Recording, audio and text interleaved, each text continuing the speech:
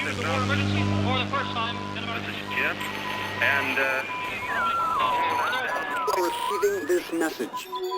We are Ken Jennings and John Roderick. We speak to you from our present, which we can only assume is your distant past, the turbulent time that was the early 21st century. Fearing the great cataclysm that will surely befall our civilization, we began this monumental reference of strange and obscure human knowledge. These recordings represent our attempt to compile and preserve wonders and esoterica that would otherwise be lost. So whether you're listening from an advanced civilization or have just reinvented the technology to decrypt our transmissions, this is our legacy to you. This is our time capsule. This is the Omnibus.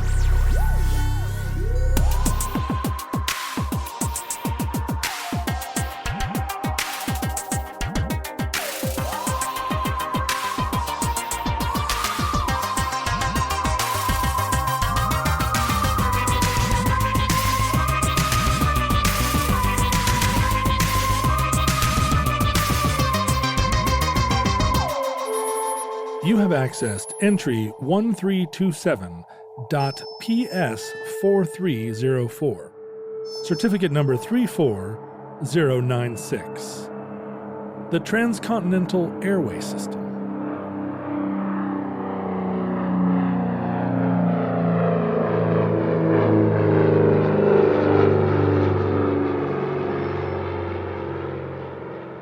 You know, now that I'm sort of getting on in age, I've started to come to grips with the fact that I may never be a Pony Express rider. What? Come on, keep the dream alive. You've probably had the same realization. I'm definitely not going to win an Olympic medal in hockey. I can say that. So that one's still on the table for me. Yeah. But the problem with the Pony Express is that it ran for an incredibly short period of time. It only ran between April 1860 and October 1861. And yet its legend is so large. It looms so large. It's like a year and a half. Like, I'm sure there's like Tom Selleck TV shows I don't even remember that ran longer than the Pony Express. Well, is it the Erie Canal problem where they started building the Erie Canal to solve a problem and then it turned out the railroads came along and solved it? That's essentially what happened. 2 days after the Pony Express stopped running, the Transcontinental Telegraph was connected in Salt Lake City. And so now you had real-time communication between Omaha and Sacramento, and you didn't need a bunch of guys with pouches. Why anymore. did it take so long? They don't have pouches like for reproductive purposes. I see. That's not where they keep their young. They're not marsupials. They're not kangaroo men. They are carrying leather mail bags. But why did it take so long for the Pony Express to be developed? Seems like there could have been a Pony Express a lot earlier. I guess even as it turned out, it was not financially practical. So maybe all the naysayers were correct. Like when the Pony Express started, it cost $5, $1860 to send a letter. And that's like $130 today. Right. It would have to be a letter that was worth more than $130. Right. So there's almost no extant Pony Express mail still around because it was a super rare service for the 1%. Well, I don't know. Every time I order something on eBay, I always feel like I'm paying $130 in shipping. And yet, just 60 years after the Pony Express closed up shop, the Transcontinental airmail began in the United States, where you could send a letter from coast to coast now via airplane. 60 years. Like that. We've talked about that before, how fast the development of technology was around the turn of the 20th century. And it's especially crazy given that early airplane pilots did have marsupial pouches.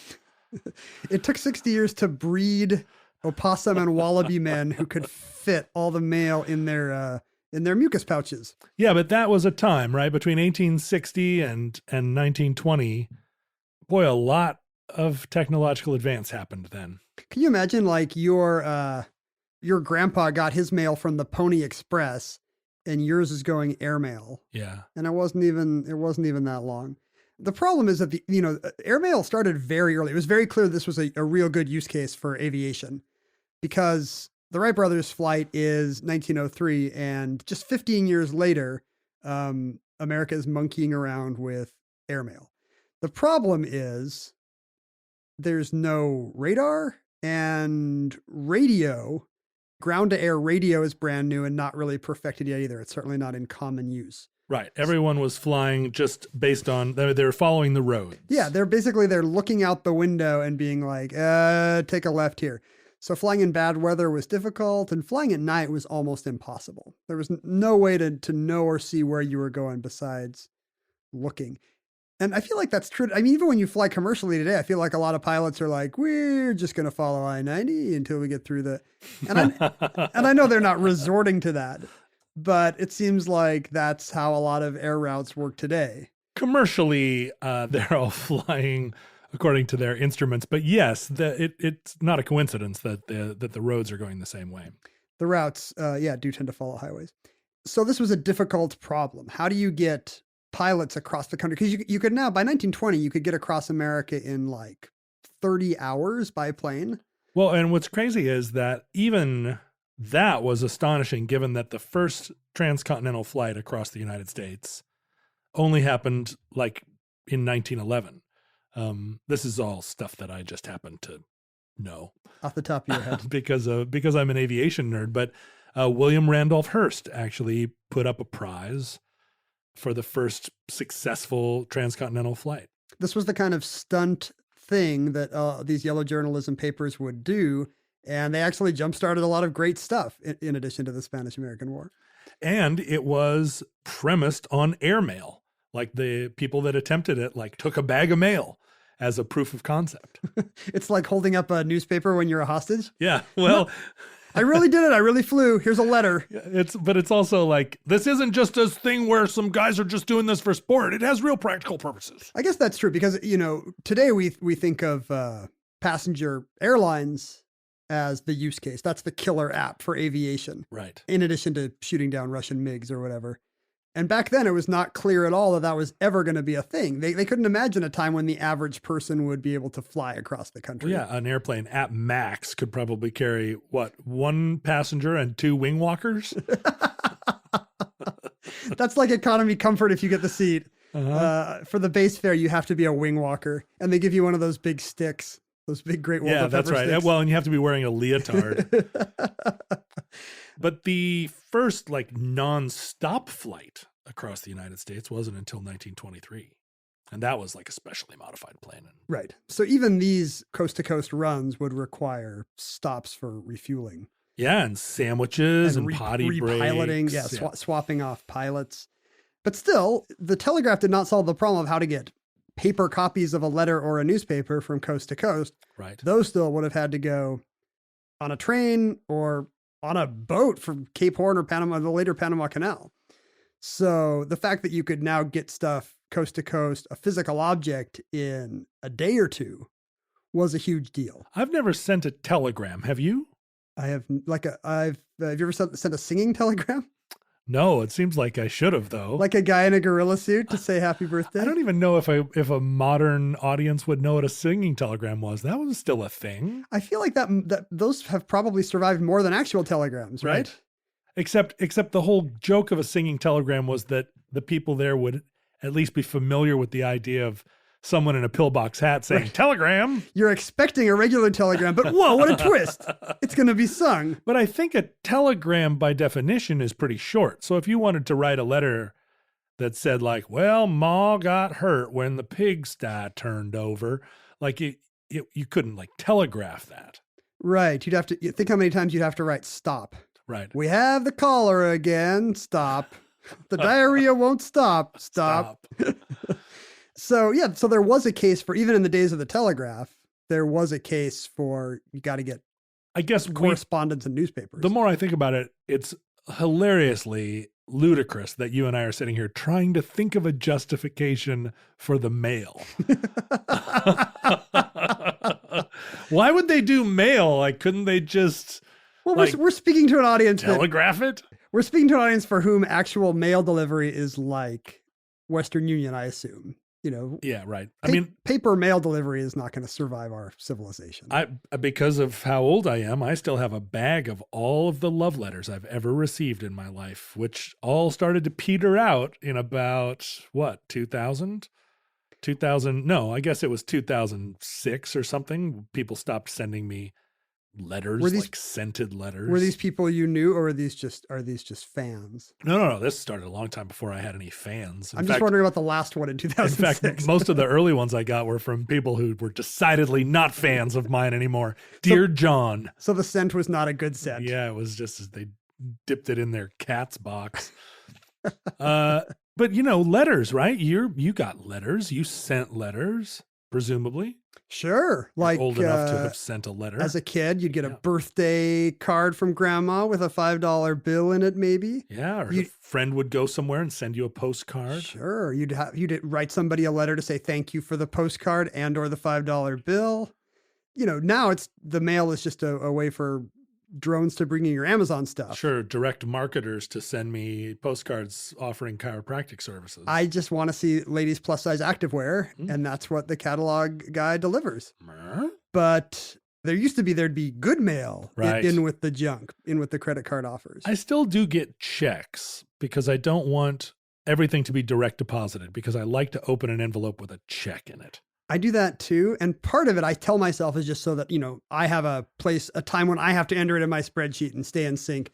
But really, I just like opening the mail and getting money from grandma. Yeah, me too. Isn't that nice? Yeah, send me a check. Send me a check and have it be like on check paper. Are you asking our listeners to send you a check, or is this a hypothetical request? I would like all futurelings, both past and present and future, to send me a check in the mail. John Roderick, care O, Rural Free Delivery, Seattle WA.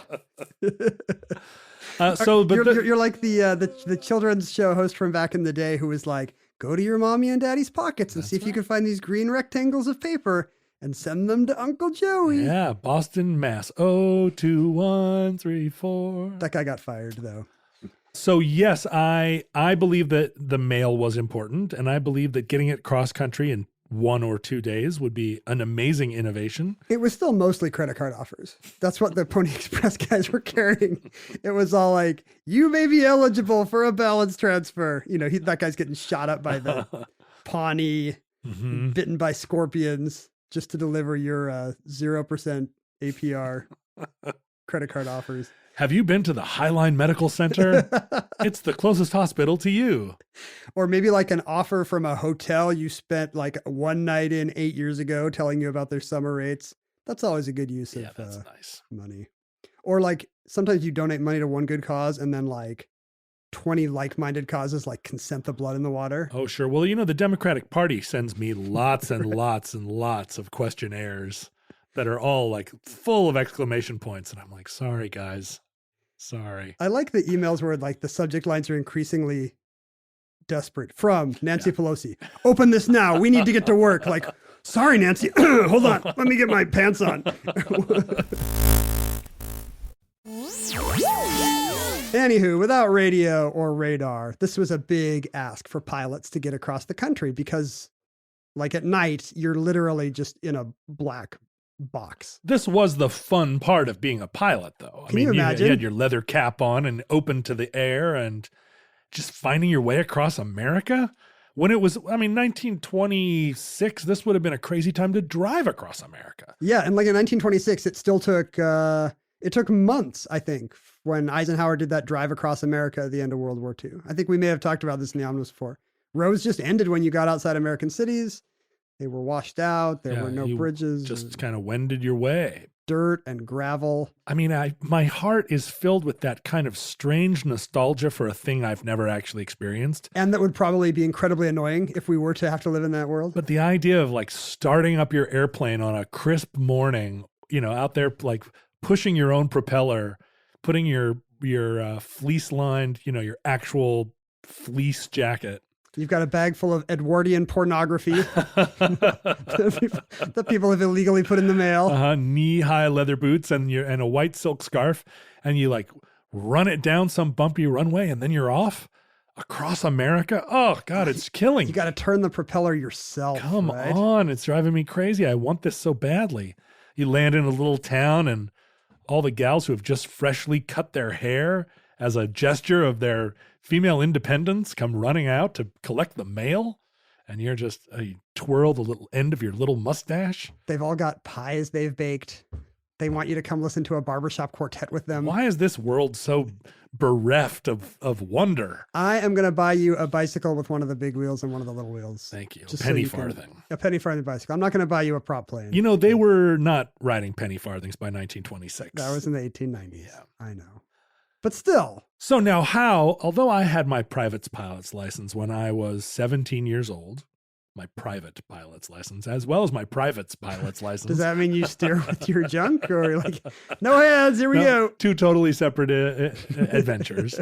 But I'm going to sit and ask you about this dawning age of aviation in America. But only after making sure listeners are well aware that you must know hundreds of times more about this than I do because of all those long hours you spent piloting your own privates. That's right. At age 17. I was sitting in a high school gymnasium poring over my FAA pilots handbooks trying to take their dumb tests. So there are still, as you know, there are still beacons today that mark, runways and civilian and military installations all across America. Light beacons, you mean? Right. Yes. Yeah. Certain patterns of light. Mm-hmm. And a similar system, this first such system was called the Transcontinental Airway system, and it was created for these airmail pilots in the early 1920s. Now, honestly, I did not know about this. Oh. I honestly didn't. I mean, I know all about airport beacons, but I had no idea about this beacon system. Well, that's because you weren't flying in the 20s. Oh, God, I wish so badly that Sorry to were. rub it in. How much did you fly when you were like a tween? A lot. Like how many, do you know your number of hours? I have whatever? my book around here somewhere. I mean, my dad, this was what he liked to do for fun. So we would go out to the airport, which was not far from our house, and fire up the old Cessna 634 Mike Alpha, a little 172 that we owned, and we would putter off into the sky. And, taking off and landing is the hard part, right? So my dad would turn the control of the aircraft over to me starting when I was about 10. Wow. And say, fly in a straight line. Taught me how to use, check the instruments and keep us puttering along. I think my son would like to be a pilot, and he's always asking me if I think it's hard to fly a small plane. It's not. It's incredibly easy. Flying it is not hard. Taking off really isn't even that hard. You just pour on the gas and wait until you're going fast enough and then pull back. How much of it is learning how to say things like Mike Alpha? You have to be able to say that. You have to be able to say. You have to learn 26 words. Alpha Bravo Charlie Delta. Mary Baker Eddy. Echo Foxtrot. Romeo Tango Niner. Yeah, you have to be able to talk like that, and also always in a monotone. Roger Tower, this is Cessna 634 Mike Alpha with Bravo and runway 14 ready for takeoff. I have heard, and I don't know if this is true, that the vocal affectation of American pilots is an imitation of Chuck Yeager. Oh, I think that's what Tom Wolfe says in The Right Stuff. I don't doubt it. He was so deadpan. That Chuck Yeager had this very casual way of talking and maybe emphasizing some odd words, and that's what pilots are imitating when they come on the PA. It's absolutely how they all talk. Pilots and Tower. That's just it's a special little spin they put on the English language. Can you imagine if that's true, that it's just everybody doing a Chuck Yeager impression? Well, and what's crazy is that English is the international language of aviation. So if you are a pilot flying for Saudi Airlines and you're landing in Moscow, you're speaking to each other in English. And do the Saudi pilots do that thing? They must. So it's like Chuck Yeager did a crazy thing, although he probably didn't have 14 kids. He did end up having millions and millions of children of the voice. Imagine if he had just had a lisp or something, and today all pilots did some out, or if he talked like Jerry Lewis, and today all pilots are like, lady, we're 6 for takeoff. Nice lady, take your seat. That's a terrible Jerry Lewis impression, it turns out. Well, it's better than I would have done. I never had to whip that one out before, and I probably never will again. So a series of beacons were erected, and not just beacons. I guess the idea was that, these guys didn't have the most training in the world because, as you point out, this was all just these were fly-by-night, self-taught pirates. Sure, I'll get a plane. The barnstorming era, right? Completely ad hoc. If you could tie 2 bicycles together and put a lawnmower on the front of it, you were a pilot. And no regulation. You could just fly through America's skies as long as you had a plane. Well, and also now we're talking about after World War I, there were a lot of pilots that had learned to fly during the war. That's true. And surplus aircraft. So it was an era when the barrier to entry was lower. And maybe a lot of people thinking, well, this is my big skill, I guess. I'm going to be an aviator now. And so the labor market helps create this idea that there should be airmail routes. Mm-hmm. So the Postal Service is in charge of this because they're the ones getting the mail there. Naturally. So they hire the pilots and they set up the beacons. Oh, really? It was a post office venture. You don't trust the U.S. Post Office to set up a series of beacons across a continent? I think I trust the 1920s post office more than I trust the 2020s post office. Going postal was not yet a thing. No. Well, it was. It just required big cement beacons. So all these, each of these beacons had every 10 miles across the country, they would place a 51-foot steel tower that was lit by a 1,000,000 candle power rotating white beacon, and it had its own generator shed at the bottom. So it had to be white, I'm guessing. Yeah. For racial reasons? Yeah, just because that was the era. I guess today there are different codes, like green and white means one thing, red and white means military or whatever. At this time, white on white was how you recognized one of these beacons. They were rotating, so it would appear to flash. Yeah. And then if you were lost, what you would do is you would circle the beacon, and on the correct approach axis, there would be a secondary red light that would flash a letter in Morse code. And this Morse code pattern appears to have been chosen for no other reason than to have unlike dash and dot patterns near each other. Because the pattern was WUVHRKDBGM repeating across the country.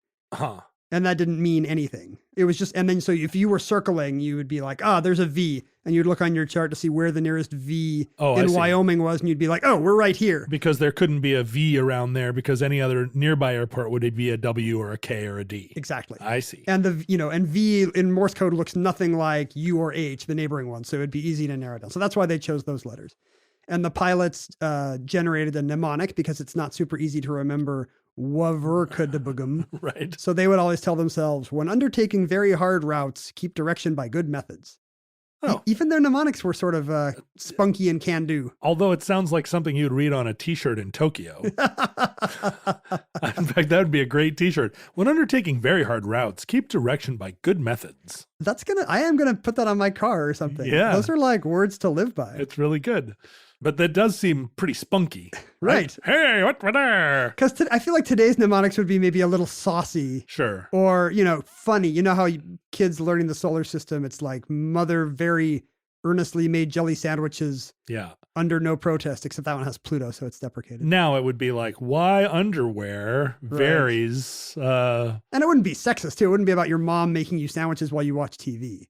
We don't need toxic masculinity in our astronomical mnemonics. I suppose not. Some of us don't. And the angle at which the red beacon flashed would tell you the next way to go.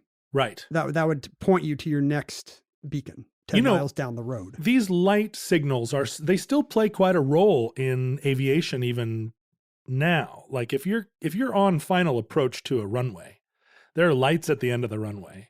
I would hope so. Banks. Well, not just the runway is lit, but there are signal lights pointing at the pilots. They're not visible from the ground. And they are red and white lights. What kind of information do they give you? So when you're on a clean approach, a glide slope to land properly on the runway, you're going to see red and white lights at the end of the runway. And if the bottom set is white and the top set is red, it means you're headed straight in. And if both lights are white, it means you're coming in too high. And if both lights are red, it means you're coming in too low. And this is just what's at the end of every runway, of every controlled airport. And so it's kind of like a video game. You're in this little airplane and you're just like, whoa, I'm a little too high. And you cut the power and you put the flaps down a little bit. And then you're like, there I am. I'm right in the sweet spot. It doesn't like help you land. It gives you that visual information that you're like headed in right. They invented gamification. Yeah. The same kind of thing in your Prius that tells you if you're using your accelerator too much or whatever. And I think landing on an aircraft carrier, which is really hard, there's a lot of this kind of information. And there's actually a guy whose job it is on an aircraft carrier to be talking to the pilot and saying like up, down, okay, up, okay, now you're good, okay, now down. Like they're actually communicating to the pilots, like give it a little bit of gas, take it away, like that's their whole job. That's sexy. That's why guys join the Navy. You can sail the seven seas. So this system enabled pilots to go all night long, if you know what I mean. Whereas before, what you would have to do is land at dusk, because then at dusk you'd immediately be lost and be like, I think I'm in Wyoming, but this could be New Mexico, you know. Right. All you had is a compass. And you would transfer your mail to rail cars, which would go all night to a different pilot somewhere else and fly during the day. Whoa. Which was the best system they had. Super not a good system. When you have airmail, but only during and now that I think about it, it would be harder in the winter when days are shorter, right? You know, in the winter, you need longer rail trips because you got shorter air trips. Well, and you have to assume most of these runways are just carved out of the field next to the town, probably unlit for the most part, maybe even unplowed. I mean, it would have been a rugged adventure.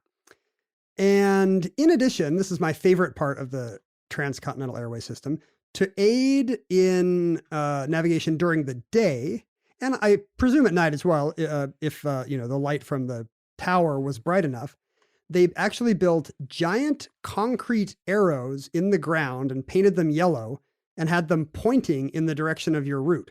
Oh, so wow. all day, you never had to look at a map because they essentially turned the country into a map where you could just lean your head out of the cockpit. Oh, yep. There's an arrow. I love that so much. The post office idiot-proofed America for pretty much any pilot who could follow these giant arrows. That's genius. And so by 1924, like just a year after Congress funded the building of these things, there were giant concrete markers every 10 miles, complete with these beacons, all the way from Rock Springs, Wyoming to Cleveland, Ohio. And by the next summer, it went all the way to New York. And by 1929, just 5 years later, it spanned the continent uninterrupted about every 10 miles. So it went from Wyoming to Ohio. Why?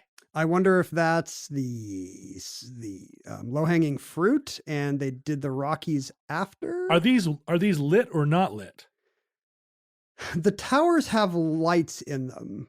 The arrows. Yes. And so there may be enough light down on the ground to see. It might be that if you took off in the morning from Seattle, you wouldn't get to Wyoming, at night you'd be in Wyoming, and that's when you would need the lights. Maybe that's true.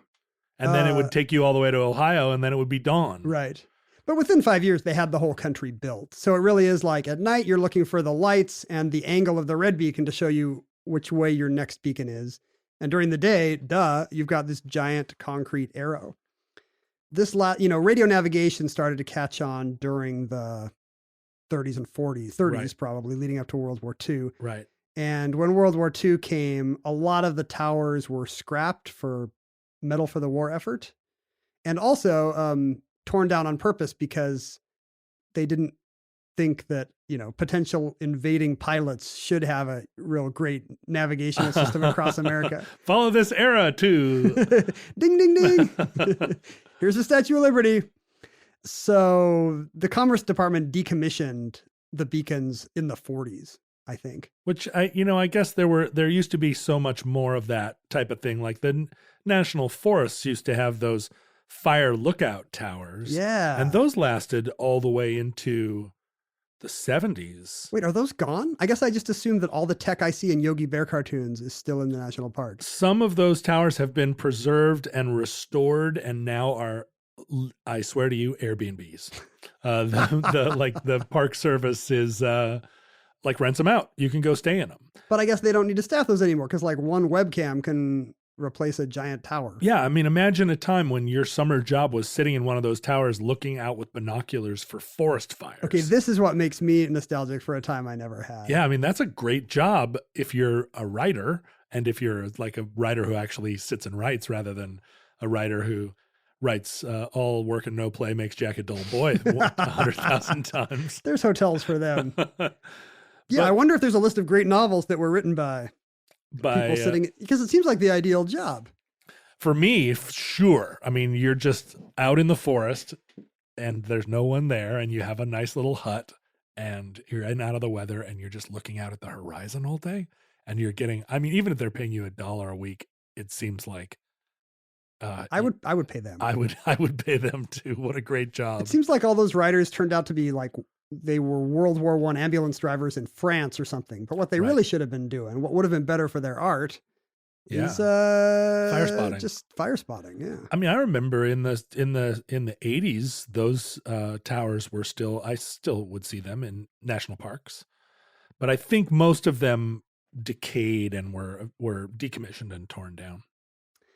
The most of the beacons are gone, although I see that some are actually still in service in Montana. I don't know what is particular to Big Sky country that a certain kind of pilot needs a certain kind of beacon. Well, it's a big sky up there as part of the sky reason. Is just so big. I imagine that front line of the Rocky Mountains, you would welcome a few beacons. You know, the various different passes are probably fairly opaque if the weather's bad. Is it possible the pilots are just incredibly dumb there? Oh yeah, or they might be like drunk. Because Montana's the state that had like no speed limits, right? Yeah. So like there's a lot of, pilots doing the same thing, just going wherever they want. Yeah, no rules, no right. But a lot of the arrows are still there. The yellow paint has faded and the concrete is cracked. Is that true? But there's still giant arrows across America and people trying to collect them. You can find in our day, I hope they still exist in the future. In our day, you can find websites that have tracked down 115 arrows still remaining and have actually gone to 62 of them to photograph. I cannot believe that I have never seen a single one of these, nor did I even know that this was a thing, because this is right up my alley. I know, right? And every 10 miles. And, a lot of them are on private land or, someplace unget-toable. That never stopped me. Or maybe even unrecognizable from the ground, right. Like maybe from the air you could still vaguely tell. There is one here in the state of Washington, which looks like kind of, it's not that far from Hanford, the nuclear project we discussed in the Conqueror entry of the Omnibus. It's a little northeast of Hanford. Uh-huh. Like that's the only one in Washington? That's the only arrow known to these researchers, although there are many beacons in this state. There are still 17 beacons standing. That are operating? No. They are... they're still there. Deprecated, as we would say in the software development world. So they're ruins. When I was a kid, there was an airport where the beacon was visible from my house, and it was Merrill Field. And I would, when I was up late, I would sit and look out the window and watch you couldn't see the beacon, but you could see the lights of the beacon reflecting on the clouds. And it was a green-white rotating beacon rather than like a white. It wasn't one of these navigational beacons. It was an airport beacon, but it was the kind of spooky.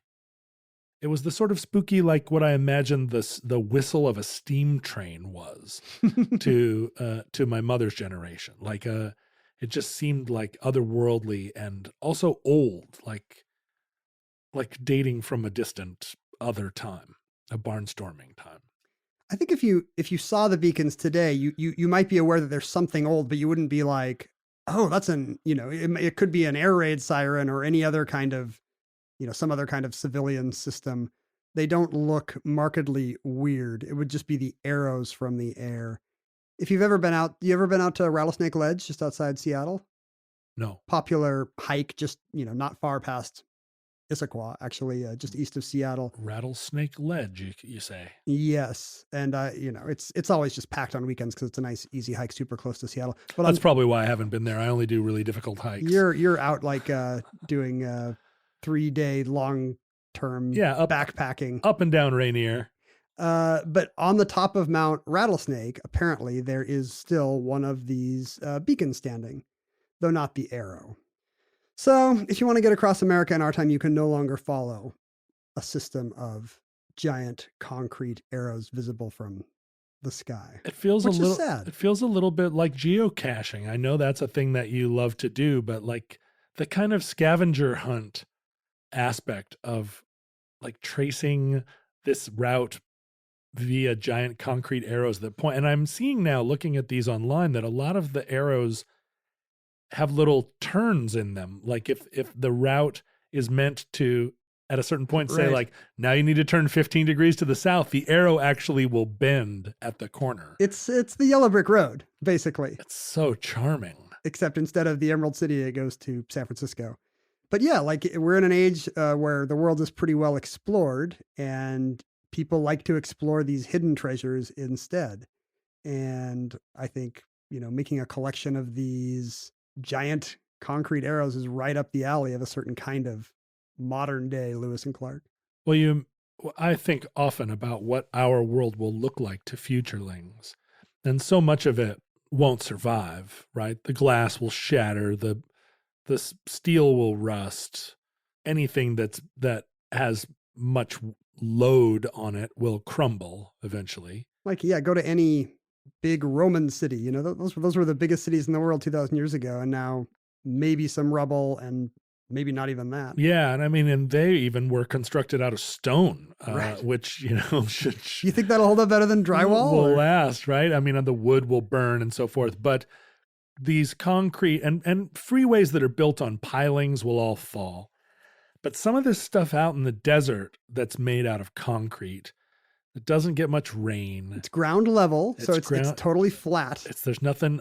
All that will happen is it will get scoured by the wind and maybe buried, but it may be that 10,000 years from now, some stuff like this, like some concrete ephemera, some arrows in the desert are what are left behind. It won't be the Statue of Liberty's head. No. It'll be Charlton Heston finding one of these arrows. And just like, what is it pointing to? Damn you to hell! Points to the next arrow. What is this all about?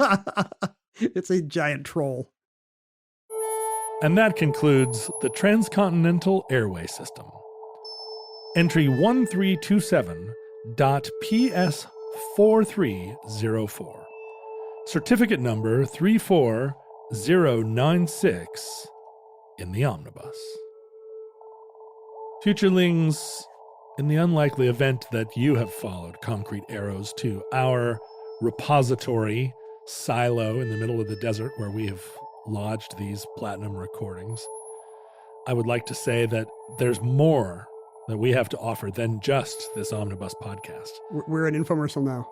We also... But wait, there's more. But wait, there's more at Ken Jennings and at John Roderick on Twitter. For a limited time only. Oh my goodness, the wealth of comedy jokes and other fun times you'll find there. What's your favorite kind of joke? Because for my money, there's nothing better than a good comedy joke.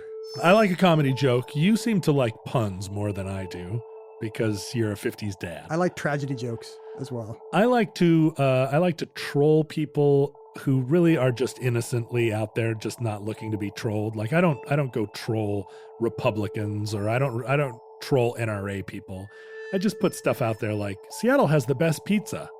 And all that's doing is just trolling these dinglings in New York that are like, we have the best pizza, as though anybody cares. Hey, forget about it. Hey, what's the matter with you? You're making so many people say forget about it. I do. And I do it all the time. I don't know why. I tweeted the other day that trapdoor spiders were the best insect. And, why am I doing that? Like, these poor people are just fast asleep somewhere and they wake up, spiders aren't insects!